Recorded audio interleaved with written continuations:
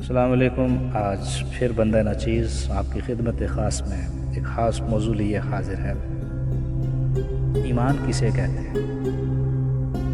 تو دیکھیے کہ ایمان کی تعریف جاننے کے لیے میں آپ کو کتب احادیث کی طرف لے جانا مناسب سمجھوں گا، جہاں سے مکمل وضاحت ہم سب کے واسطے آیا اور بیاں ہوتی ہے۔ ایک مرتبہ حضور اکرم صلی اللہ علیہ وسلم صحابہ کے درمیان تشریف فرما تھے، تو ایک شخص نے دریافت کیا، حضور ایمان کسے کہتے ہیں؟ آپ نے فرمایا، ایمان یہ ہے کہ تم اللہ کے وجود، اس کی وحدانیت پر ایمان لاؤ، اس کے فرشتوں کے وجود اور اس کی ملاقات کے برحق ہونے پر ایمان لاؤ، اور مرنے کے بعد دوبارہ اٹھنے پر ایمان لاؤ۔ ایک دوسرے مقام پر آپ سے دریافت کیا گیا، حضور کون سا عمل سب سے افضل ہے؟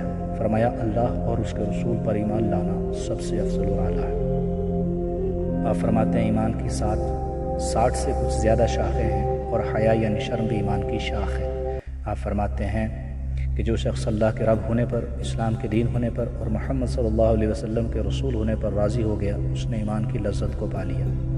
الحاصل ایمان نام ہے 7 چیزوں کے مجموعہ کا: اللہ پر ایمان لانا، اس کے رسولوں پر ایمان لانا، اس کے فرشتوں پر ایمان لانا، اس کی کتابوں پر ایمان لانا، یوم آخرت یعنی قیامت پر ایمان لانا، ہر اچھی بری تقدیر پر ایمان لانا، اور مرنے کے بعد دوبارہ زندہ ہونے پر ایمان لانا۔